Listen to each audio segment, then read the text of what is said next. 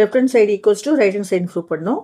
Cosecant theta is 1 by sin theta minus cot theta is cos theta by sin theta whole square equals to 1 minus cos theta divided by sin theta ங்கிறது LCM whole square equals to 1 minus cos theta whole square divided by sin square theta.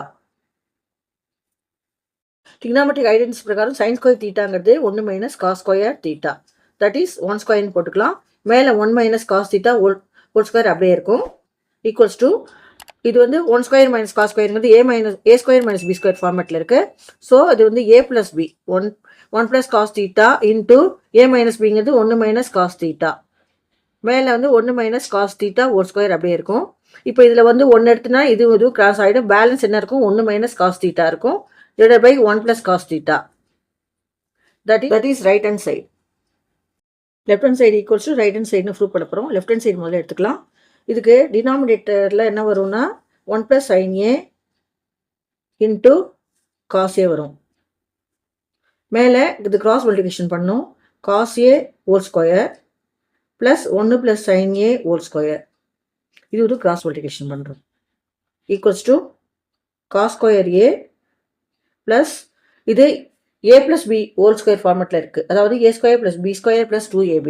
So 1 square plus b squareங்கிறது sin square a plus 2 into sin a divided by 1 plus sin a into cos a. So இப்போது science trigonometric identities பிரகாரம் sin square theta plus cos square theta equals to 1.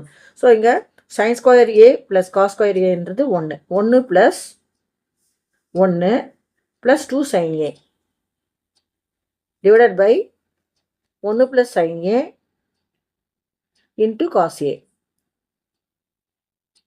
That is 2 plus 2 sin a divided by 1 plus sin a into cos a.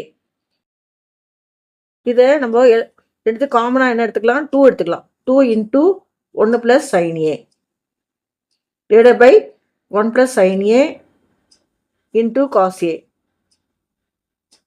இப்போ இந்த 1 plus sin a மேலே இருக்கிறதும் கீழே இருக்க 1 plus sin a cancel ஆகிடும். Balance என்ன இருக்கும்? 2 by cos a இருக்கும். நமக்கு தெரியும் 1 by cos a equals to secant a. So 2 by cos a equal to 2 secant a. That is right hand side.